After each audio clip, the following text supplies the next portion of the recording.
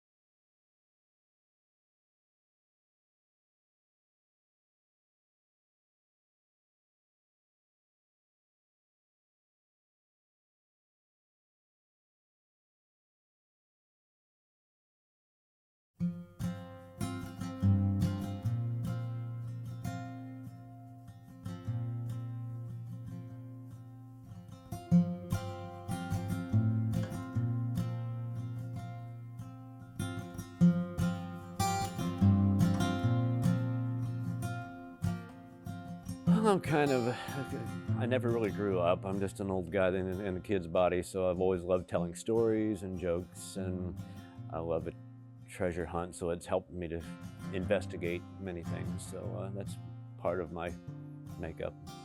I had great parents, have great parents, and they've always supported me in most of my endeavors. And I moved from out of state to here when I was 13, so it was a big difference.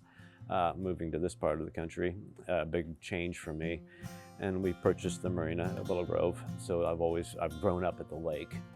So the work ethic and working with family, it's kind of built me to some degree. I first met Darren here at Willow Grove. His dad owned the marina at the time, and I don't know, they've always just been so super nice to everybody down here. When we got our houseboat, it's been 20 years ago. When I first really met him, but we'd been coming here to Willow Grove even when he was little, when we had our other boats.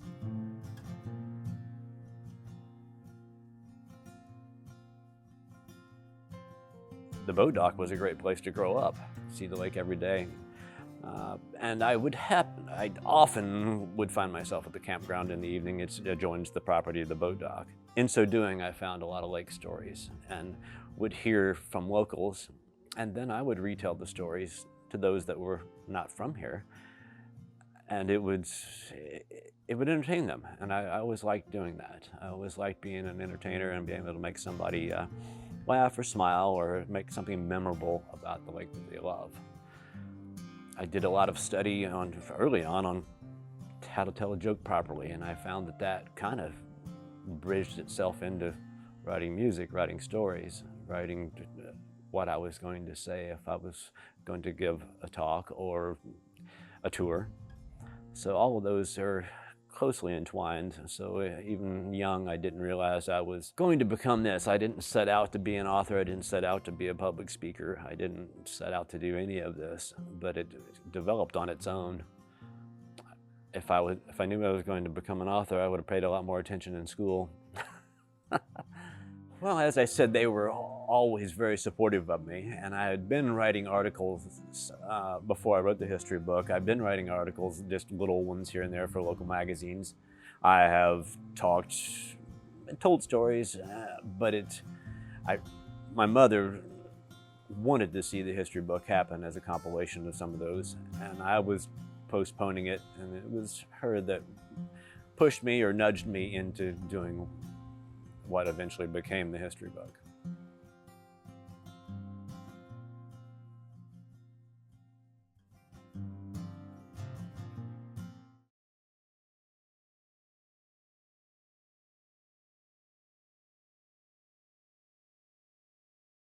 Yes, so the Willow Grove, the Willow Grove Resort is very, very close, a few hundred yards from the old city of Willow Grove, which is on Dale Hollow Lake, named after the Dale family, which is one of the early settlers here. Many of the stories date to the creek you see behind me, that's Irons Creek. Many of those stories come from there. So Dale Hollow Lake and most of its namings came from the early settlers and most of those settlers all bought their property from the Native Americans, the Cherokee Indians. A lot of good stories there.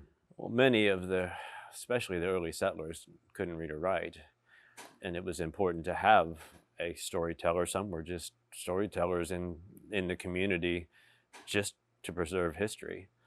And those could be quite colorful, so that became an art to some degree.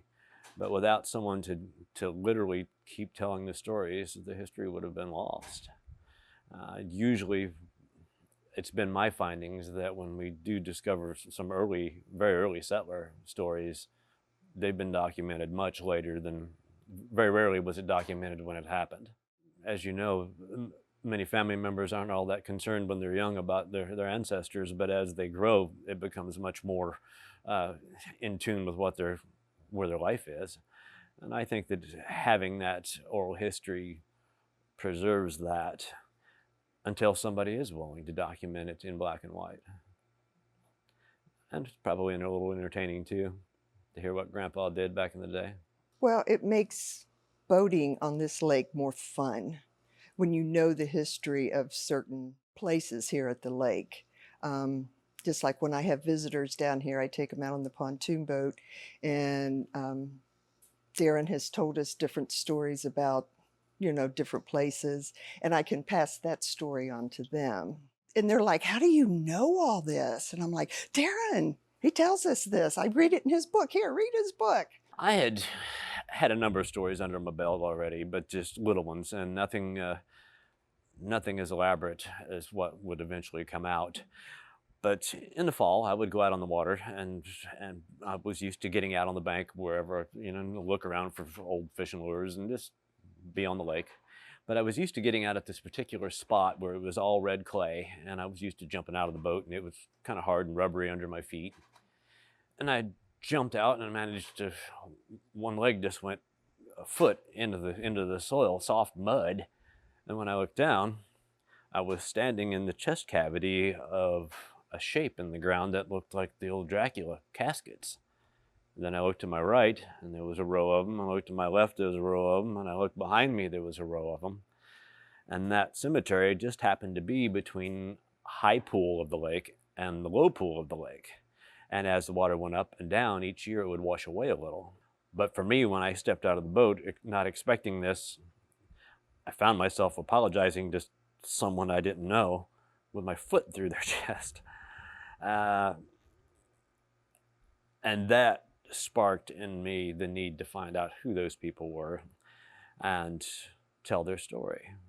And just the fact that it was in that particular spot, then many people on the lake found it, and I was the go-to, and everybody wants the story, and let me meet the people that gave me great pictures and great stories.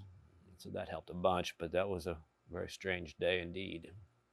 Many of my stories are the campfire stories, because I spent many a night going through the campground and having a lot of fun and meeting a lot of people. And it got to the point where people wanted to hear my stories, and it was usually at a campfire, because I worked all day, and that was the time I had, was dark, and people were cooking hot dogs, and the campground was just a go-to for me. I usually got a hot dog and got to meet the daughters, and I got to meet the family, and pretty soon I was telling stories that I had heard from locals and telling people that hadn't heard it. So one of my, it's not even a book, but my campfire stories, I have printed off so many of those just for outsiders. That many of them were ones that heard it when I was young, and they said, we got a copy of that. Man, I want to hear that one about, that Loch Ness Monster thing, or whatever the story would be. They would ask for that, and I put them together in that little, just pamphlet book, but it's had a great reception. Okay, I know about Darren's storytelling because of his writings. I just love the way he writes.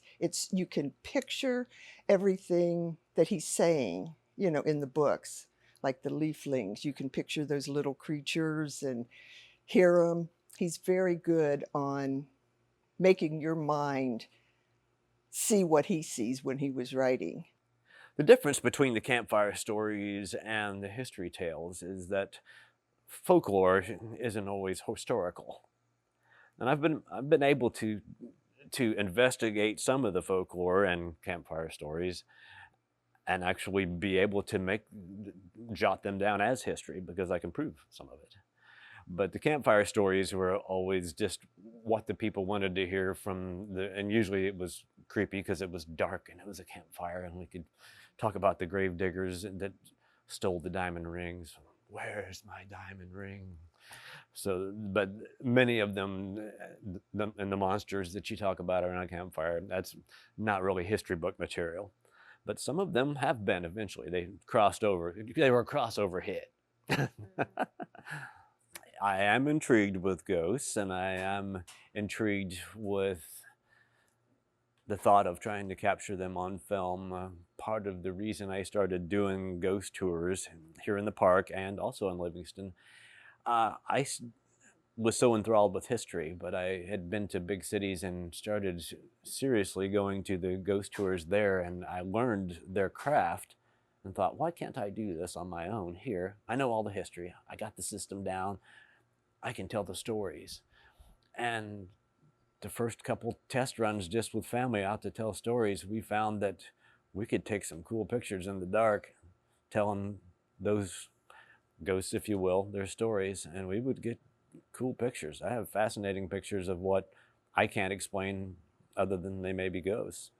I've had experiences with ghosts or apparitions that I believed were ghosts that I could not explain. But it really sparked why I went into the ghost tour. It's a part of my life. Because of my studies about the graves, I documented all of them, every name, all of that stuff. It's basically a play on words for the information I've dug up about the graves. And when I do the tours and when I do my speeches with the kids or even for wherever I'm speaking, that's a pretty good persona. I go dressed as an old gravedigger from Willow Grove in the early 1940s. So I dressed the part as a gravedigger, and it would just happen to be that I'm the one digging up the information. So I'm not fond of shovels, but I am the gravedigger, and I take it as a term of affection. So I guess I've grown into the role. Well, there are countless hours for research for every little detail that I come up with. Most of my study early on came from the studying of the graves of the lake. I've mapped where all 106 are on the lake that were moved. Been to all of them that weren't 90 feet deep. The ones I could get to, I've been to. And that's given me many stories and led to, as far as a finding that I wasn't quite prepared for, would be the story of the Irons family. Edward Irons bought his property from the Cherokee, was friends with the Cherokee, but where they lived eventually became the city of Willow Grove. But in the early 1800s, it was his family, and his family ended up being Dale Hollow's most famous historical story. Edward and Sarah had 2 children. We believe the boy's name was Edward. Eddie, we know him by, and they had a daughter, Rachel. But young Edward was a avid horseman. And there wasn't a lot to do if you were a young man in the early 1800s other than farm the family acres and race horses with the Indians. So he was a pretty fiery young lad, and for his birthday, his family gave him a new horse that wasn't fully broken, but being as fiery as he was adamant about he was going to ride his birthday present on his birthday. And when he climbed on the horse bolted and took him straight for a grove of walnut trees. And Eddie's head hit a low-lying limb, and it killed him instantly as his family watched. So they eventually buried him on a shaly knoll on the family property, which would eventually become Willow Grove, the town of Willow Grove. But it was just the Irons' place then. And it's where Edward had planned to have his family buried. He just didn't expect to put his son there so early. But soon after that, the family moved. The heartbreak was just too much. And they left his grave there. And over time, as this community began to grow, they needed a school, and they started calling the community Willow Grove, and they needed to build a little log cabin. And in so doing, they scraped off the ground and found this walnut casket, pulled it out of the ground, opened it up to see what it was, and some of the locals said, yeah, we remember him. That's that Irons boy. Well, what are we going to do now? And some said, let's just dig him in a little deeper. He was here before us, and he'll be there forever as a testimony to the settlers of old. And that's what they did. And probably another 50 years pass. Willow Grove is getting bigger, and they decided they need a bigger school, so they demolished the old and started scraping the ground again, and lo and behold, a walnut casket. And some of the older folks were saying, yep, that's him. That's that Irons boy. What are we going to do now? Let's just dig him in a little deeper, and he'll be there forever. It's a testimony to the settlers of old. And they did. And another 50 years passed, and now Willow Grove has become quite the city, and they needed big concrete, brick, mortar, big place. And they started scraping the ground, and lo and behold, walnut casket. And for the third time, they've dug this poor lad out. And now what are we going to do? And they said, well, we got concrete this time. Let's slide him into the concrete of the front steps. We'll bury him, and he'll be there forever as a testimony to the settlers of old. And that's what they did. 7 years later, the U.S. Army Corps of Engineers come along. And what are they doing? They are digging up graves and demolishing buildings. And poor Eddie was both. So they set off a charge of dynamite. Boom, little pieces fall, but he didn't break. So young Eddie's still out there under the waves. And on the other side of the coin for his family, his sister, Rachel, grew up and married William Dale, who owned 449 acres down near Salina. And that is where our big chunk of concrete is to this day, and why we are named Dale Hollow Lake for William Dale and Rachel. He plays instruments, he can sing, he can tell stories. He also does those graveyard tours and the haunted tours in Livingston, which are awesome to take anybody on. Old to 4 years old would enjoy his storytelling on those tours.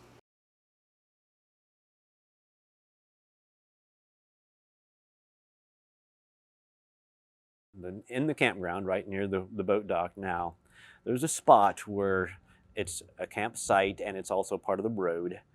There's a young boy that was killed there when he was young. He was 9, I think, and he was leading the family cow to be milked with a rope, and he was tired of that cow chafing his hands, tugging on him, and he tied it around his waist, and something spooked the cow, and it trampled him to death. Lived for 9 days right there where the family lived in the campground and died. And in that spot, people talk about that people that are in their tents at night literally have nightmares. I don't feel like a bad vibe there, but the people that camp there literally will move because of nightmares.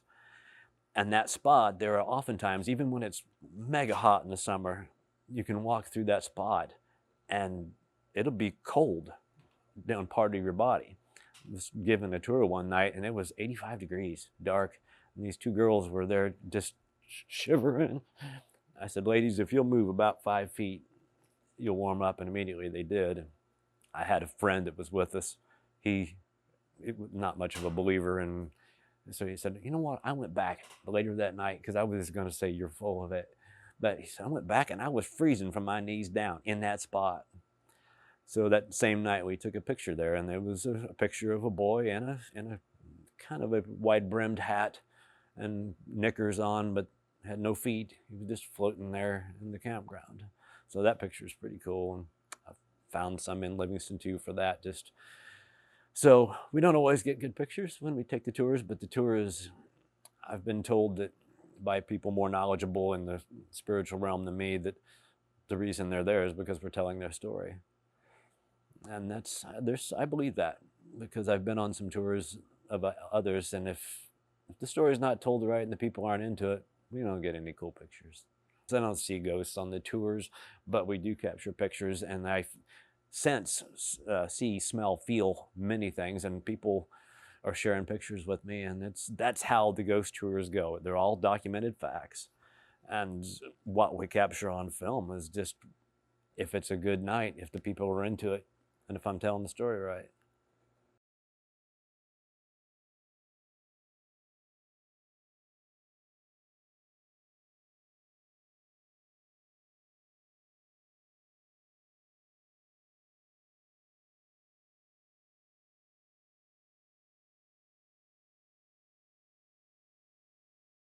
Being a good listener is a big part of storytelling.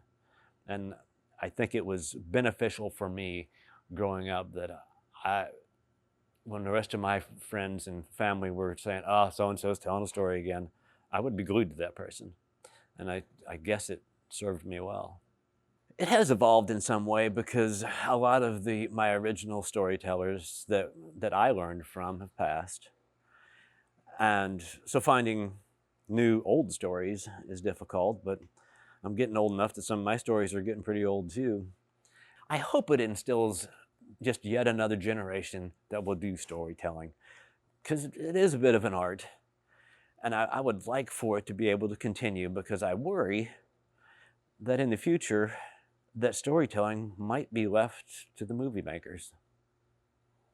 Because our current state of affairs with the world is that we live through our phones and through media, and there's not as much of interaction with the human quotient in it, the camaraderie one-on-one with a crowd, and being able to feed off of their energy and have them enjoy it. And it is my wish that people could all become better storytellers and better listeners. I don't know, a lot of the world's problems would kind of go away before they even happen. With each new generation, we lose a little. We lose some of that person's storytelling, and the person that heard it can't remember everything the way that they did. So I think it's extremely important that we can keep a fresh set of eyes hearing the stories so that it can survive. That's why I love talking to the fourth graders, because they got fresh eyes. They got new eyes on life, and they look at stuff differently than we do. And they ask different questions than we do. So if I get a kid ask me something outside my box up here, then that'll spark more things too. So it's important for me to be the good listener in order to be a good storyteller and to come up with new stories, because it is difficult to come up with that new entertaining thing that's worthy of documenting. Capturing an emotion in a story is the big deal, because I can tell somebody all day long that there's a Loch Ness Monster on this lake, but I don't just describe it, because that's not memorable. I describe the scene and what was going on, so I can instill the emotion, so you can feel the fear, you can feel the excitement, and that's what's memorable. That's the storytelling entity that needs to be in every storyteller's book of tricks. I have some friends that I would not have had if they hadn't have picked up some book and said, hey, what else you got? I really like that, and that's flattering. And I like to make people smile. I like to make people laugh. That's just part of me. And I think it's part of every storyteller, to be able to pull emotion out of someone. I mean, some of my most touching stories might make you sad for a while, but I try to give you a happy ending at the end, make you laugh along the way, because that's, again, that's part of the human contact part. If you give me a list of things that I'm supposed to remember, it's not going to happen. But if you tell me why and made me feel something at the same time, yeah, it's going to stick with me. And that's a big part of storytelling.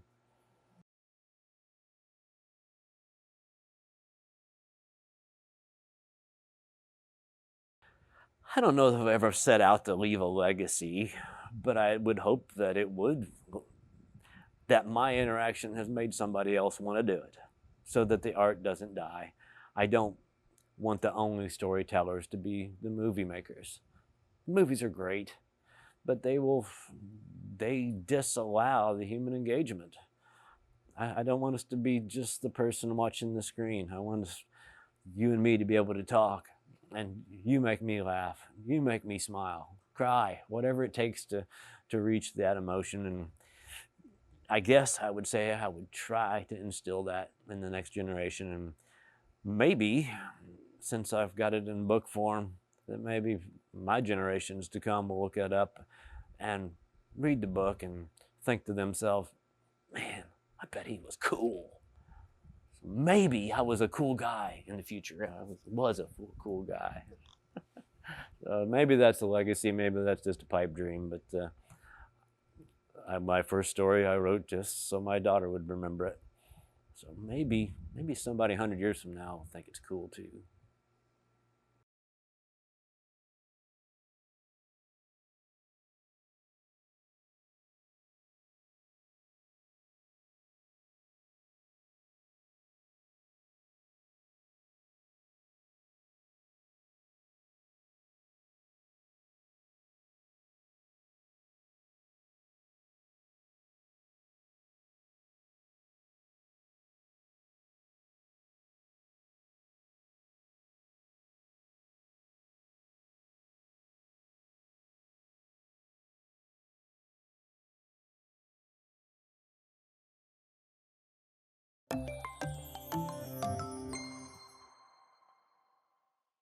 I am Mike Galligan with the law offices of Galligan and Newman in McMinnville, Tennessee. I support WCTE, the Upper Cumberland's own PBS station, because I believe it is important to create entertaining TV programs that also promote lifelong learning and understanding. When I support WCTE, I know that I am helping our Upper Cumberland community for generations to come.